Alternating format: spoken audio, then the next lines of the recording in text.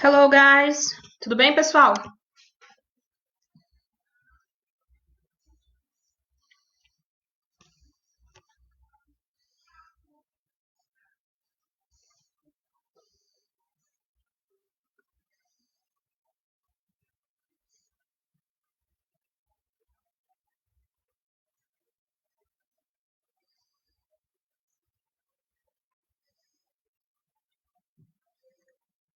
Hello, Guilherme, Júlia, João. Espero que estejam bem.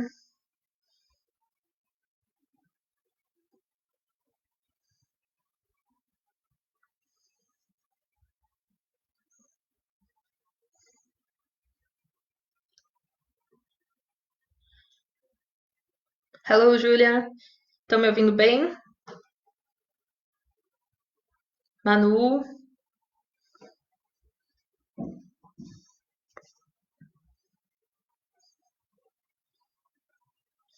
Hello, Guilherme.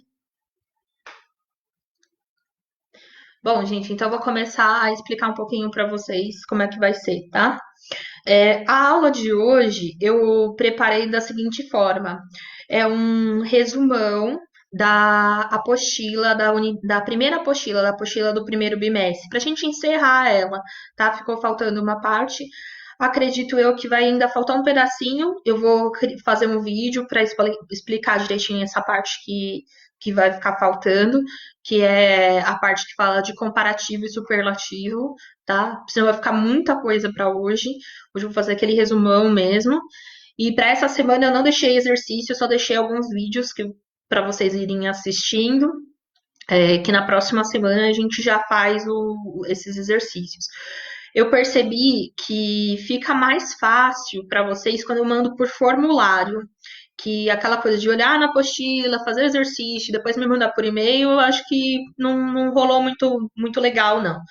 Então eu vou, enquanto a gente estiver nesse processo, eu vou elaborar igual aquele formulário que vocês fizeram, que eu considerei como bimestral, tá? E vou encaminhar para vocês os exercícios via formulário, tá bom? É, E da aula de hoje, como eu disse, é esse resumão. Então vamos lá, vou tentar começar aqui, vou explicando passo a passo para vocês, tá? Um pingado aí, eu sei que a gente não conseguiu avançar muito, né, durante as aulas presenciais, teve alguns contratempos, né, teve passeio e tudo, no dia da aula, logo depois veio a quarentena, e aí ficou um pouco atrasado. Então, vou tentar dar essa resumida nesse material, e vai ficar faltando, como eu disse, a parte de comparativo e superlativo, que eu já vou deixar um vídeo criado para a próxima aula. E aí a gente já começa o material novo na próxima aula, tá bom? Vamos tentar, então, dar uma acelerada. Eu vou compartilhar minha tela aqui com vocês. Eu fiz um resumo no Word mesmo, mas acho que está bem fácil de entender. Qualquer coisa vocês podem me perguntando, eu estou visualizando aqui também os comentários de vocês. Podem me perguntar agora, pode deixar depois nos comentários quem assistiu o vídeo depois, pode me mandar as questões, perguntas no e-mail, vou procurar estar olhando no e-mail pelo menos uma ou duas vezes por dia, tá bom? Então vamos lá. A unidade 1 trata alguns assuntos, né? Ela tem bastante coisinha, né? Bastante detalhes para a gente relembrar do que vocês aprenderam desde o ensino fundamental. A primeira parte eu só vou comentar, tá? Que são os numbers, são os números. Então lá tem a estrutura, o vocabulário de como trabalhar com os números. A gente já até eliminou essa parte lá naquele formulário que eu mandei para vocês. Eu vi que isso daqui está bem tranquilo para vocês, né? Na sequência, ele fala um pouquinho de artigo definido e indefinido, né? Então, os artigos definidos, quando eu tenho uma pessoa em específico, algo em específico, eu uso o de, né? O de corresponde ao nosso o a e aos plurais também, né? Os, as, certo? Então, o de, ele corresponde a esses elementos aqui da língua portuguesa, que são os artigos definidos. Então, the boy, o menino específico, the girl, a menina específico, e assim vai, né? Já o a e o an, eles são usados para indicar o artigo indefinido, no caso da língua portuguesa, uma, uns e umas, certo? Nesse caso aqui, o a e o an, eles têm uma regrinha, né? Vamos lembrar rapidamente. O a é usado para as palavras que começam com consoante, tá? Então, a boy, certo? Então, com consoante aqui, ó, certo? Eu não posso constar vogal com vogal. Por isso, quando é com vogal, como umbrella,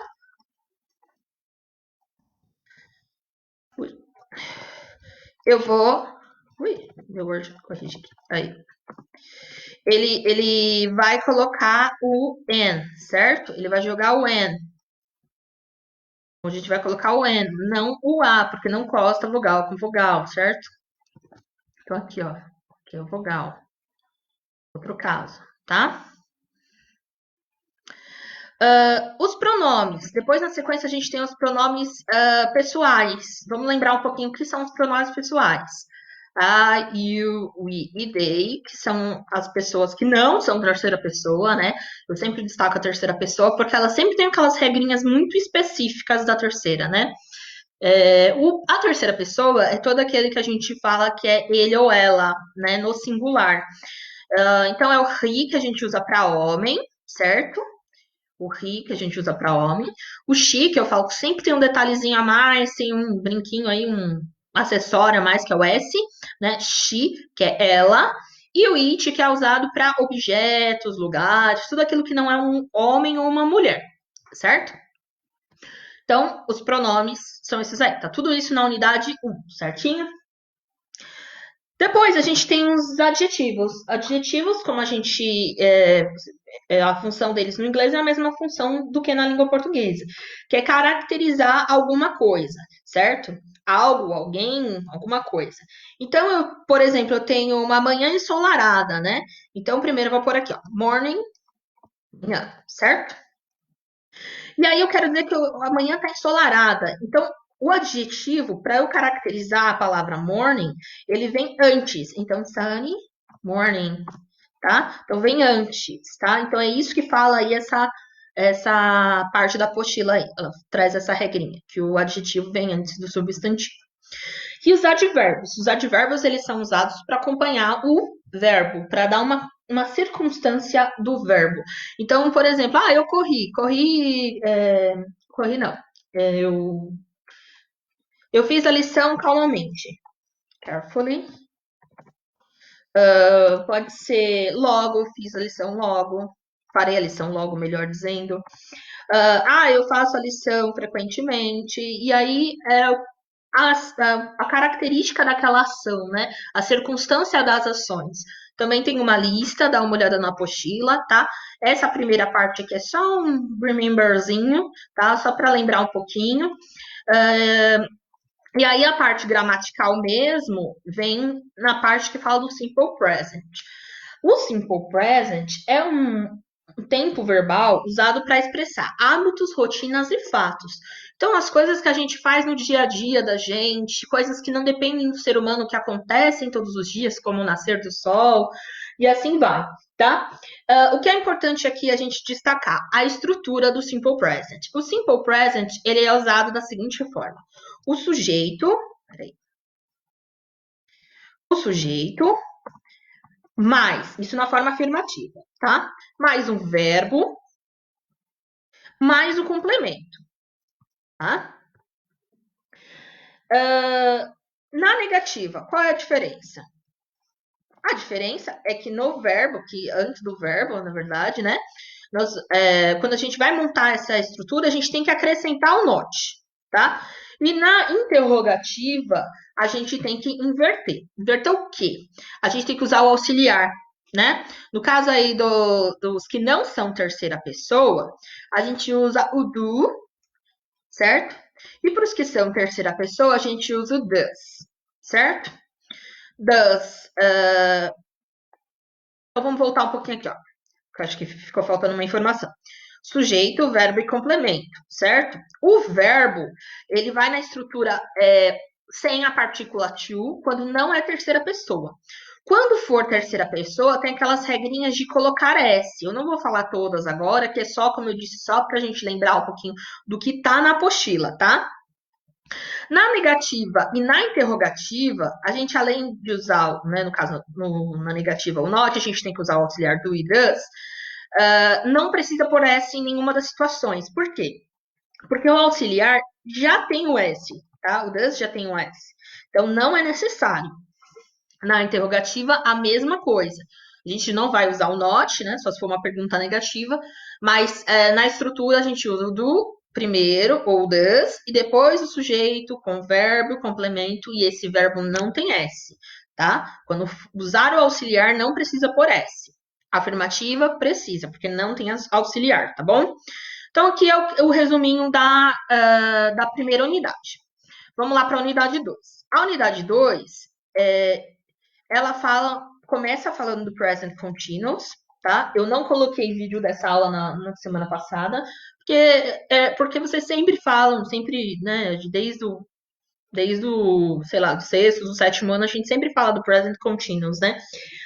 Sempre é uma estrutura muito similar, tá? Sujeito, certo? Só que aqui, de vez em ser o verbo, a gente usa o to be mais um verbo com ing. Qual é a principal diferença entre eu usar o simple present e o present continuous? O simple present, como eu disse, ele é usado para dizer hábitos, rotinas, coisas que acontecem no dia a dia, tá? O present continuous é uma ação mais imediatista, então é uma ação que está acontecendo agora, nesse momento. Então, I am teaching, eu estou dando aula, certo? You are learning, você está aprendendo, e assim vai.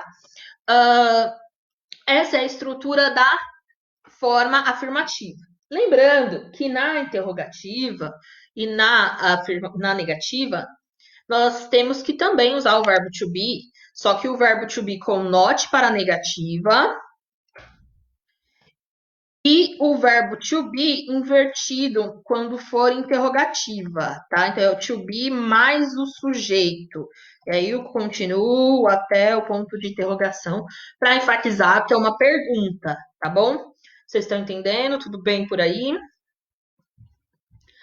A unidade 2 também traz uma parte, ela é um pouco mais maçante, vamos dizer assim, um conteúdo mais cansativo do que a da unidade 1. A unidade 1 é só uma pincelada mesmo de revisão de outros tempos, de outros elementos. A unidade 2 fala muito de tempo verbal, então ela é um pouco mais cansativa mesmo. Aí depois nós temos o simple past, né? Então vamos lá. Presente simples eu uso para indicações do dia a dia, o que eu faço no dia a dia. O present continuous é o agora, esse exato momento. E o simple past, ações concluídas, finalizadas. Lembrando que o simple past, ele é aquela mesma estrutura. Então, sujeito, só que agora começa o sujeito, mas depois o verbo, ele tem ou o ed, ou se ele for um verbo irregular, considerado irregular, a gente usa aquela segunda linha, aquela segunda coluna, desculpa, de verbos, tá? Quando ele for irregular. Se ele não tiver naquela lista, provavelmente você vai ter que acrescentar o ed, tá? E aí o complemento e tudo mais. Então, aqui o simple past, lembrando que a regra principal é o ed, e para negativa, a mesma coisa. Eu vou usar o not como auxiliar e eu vou inverter na interrogativa o auxiliar e o sujeito, que no caso, nesse caso, é o did.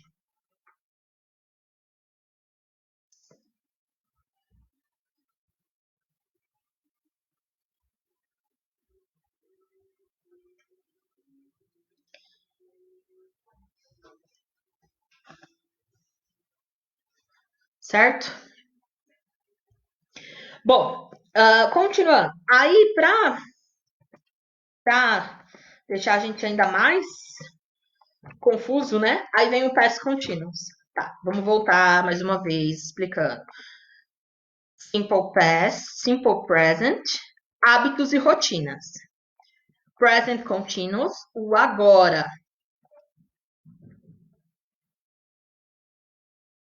Certo? O agora. Simple past, ações concluídas.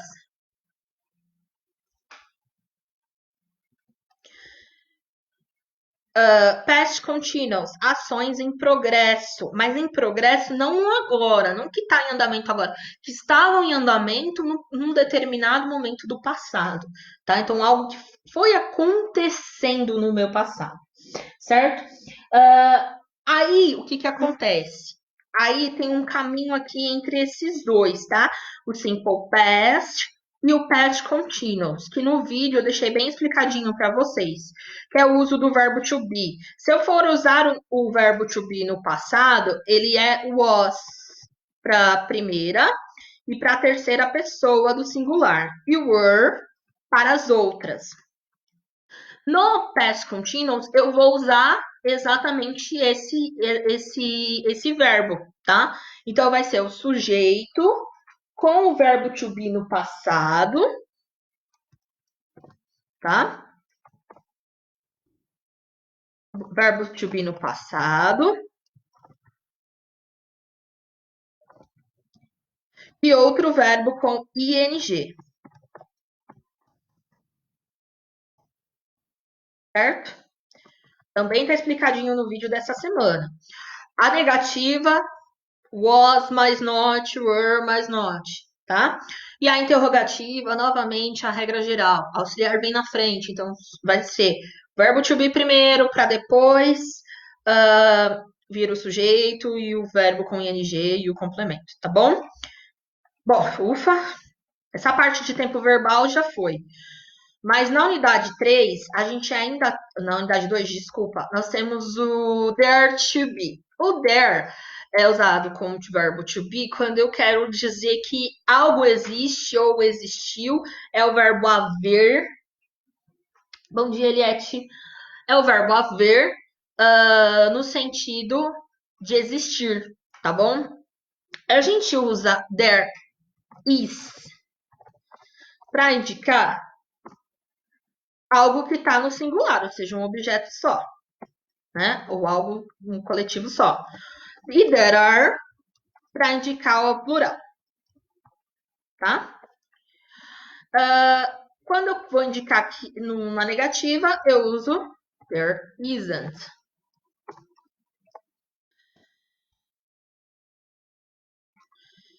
E quando eu vou usar na negativa o are, there are, there aren't. Bom? E aí é isso o resumo da unidade 2, tá? Aquela, como eu disse, ela é uma das mais extensas aí. A unidade 3, ela é um pouquinho mais suave, tá? Vem só algumas observações. Quando eu uso o imperativo, que é, lembrando lá na língua portuguesa, né? Que é quando eu uso uma palavra de ordem, né? Eu vou dar um conselho, uma sugestão, uma ordem, como a gente tem lá na unidade 3, mostrando uma receita, eu vou usar o verbo no infinitivo, mas no infinitivo sem o to, tá? Na verdade, ele vira um imperativo. Então, por exemplo, adicionar, né? Então, seria to add. Eu vou tirar o to, adicione, tá? Adicione o açúcar. É essa observação que ele faz, tá? Também nessa unidade fala um pouquinho do false friends, os falsos amigos, né? Que são as palavras que nos enganam, que a gente tem que tomar cuidado. Então tem uma lista lá, dá uma estudada essa questão de vocabulário mesmo, tá? Um que o pessoal enfim, que é um falso amigo que confunde bastante é o push, que é empurrar e não puxar, né? Que na verdade puxar seria pull.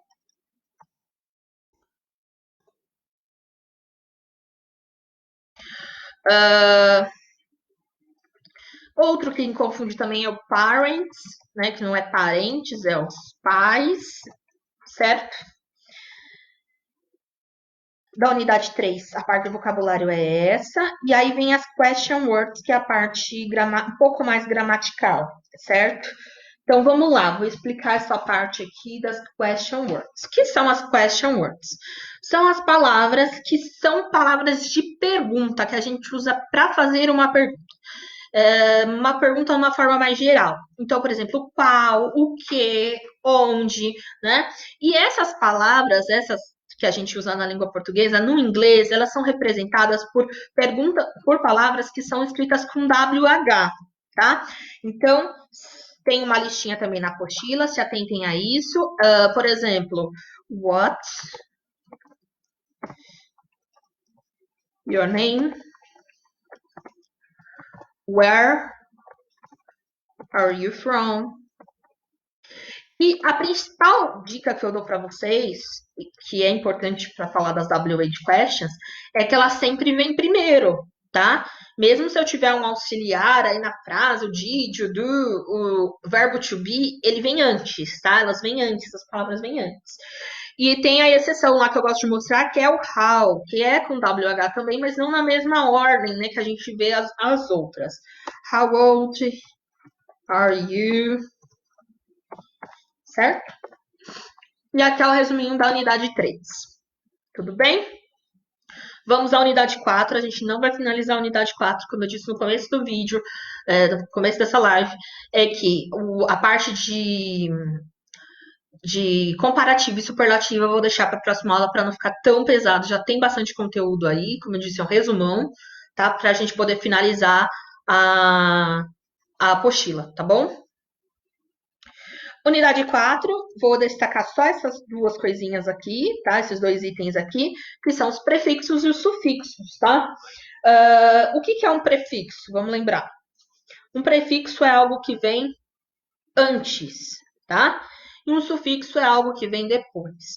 O prefixo são pedacinhos da palavra que são encaixados no começo da palavra, tá? Uma sílaba que é encaixada no começo, e ela tem um certo significado, que se ela for colocada numa raiz, né, numa palavra-chave, né, ela vai poder alterar o significado. Então, vamos ver alguns prefixos, né? Por exemplo, o prefixo re, né?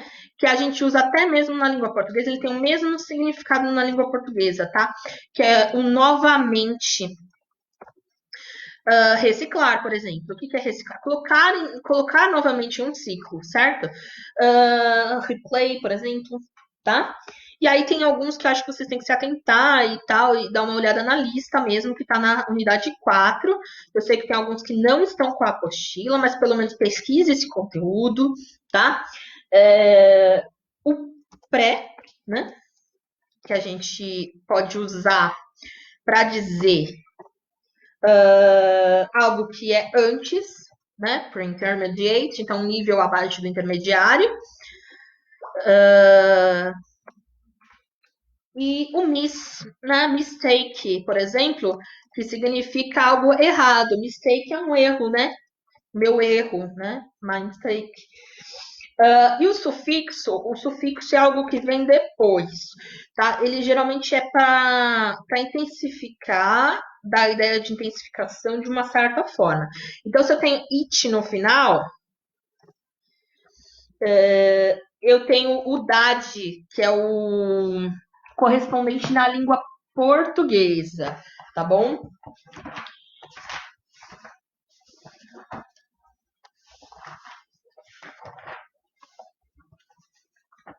Bom dia, Pedro. Só para fechar aqui, só vou observar aqui exatamente onde que está essa parte. Para quem está com a apostila, dá uma olhada, tá bom? Tá na página 183, certo? Então, se eu disser aqui, sinceridade, tá? Se eu usar o is no final, o ismo é a mesma coisa que o ismo, tá? Jornalismo.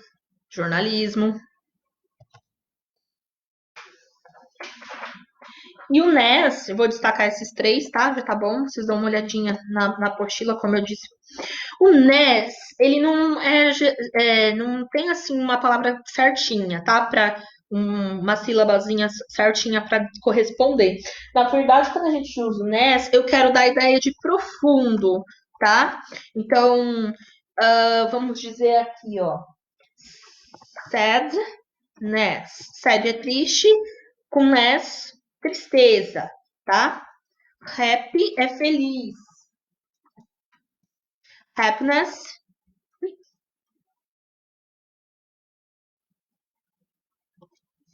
Happiness seria felicidade. E dark, você fala, tristeza, felicidade, tá vendo? Não tem um final certinho, é só a ideia de intensificação, de ser mais profundo, tá? Darkness, dark escuro, né? E darkness, escuridão, certo? Bom, gente, alguma dúvida dessa parte? Se tiver, me mandem nos comentários, me avisa, tá? Eu vou colocar aqui para vocês o e-mail novamente. Sempre coloco para vocês se precisar.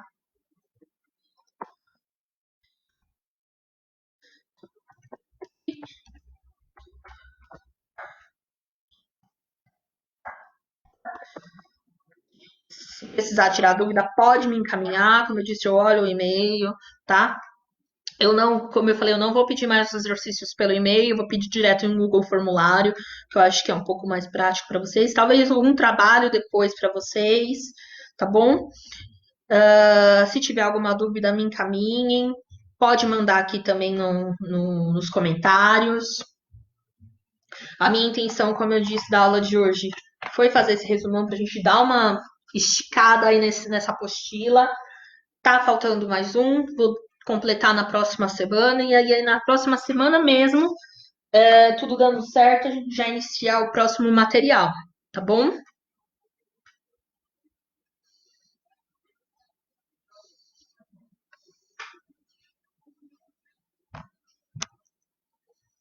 Se tiverem dúvidas, mandem.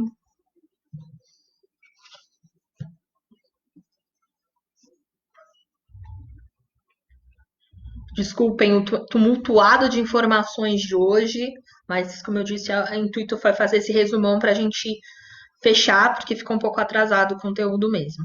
Na próxima semana, como eu disse para vocês, eu vou mandar exercício de tudo isso. E aí, essa semana aproveitem para estudar, para pôr isso em ordem.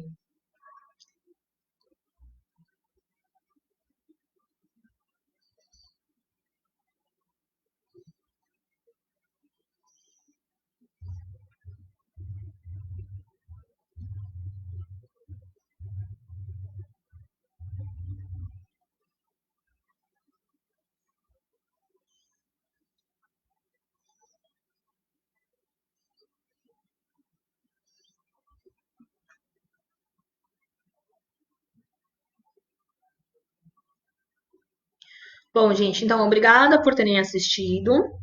Eu vou encerrar para deixar o espaço para o próximo professor, né? Não sei nem se tem alguém na lista ainda, mas eu vou deixar o espaço aí.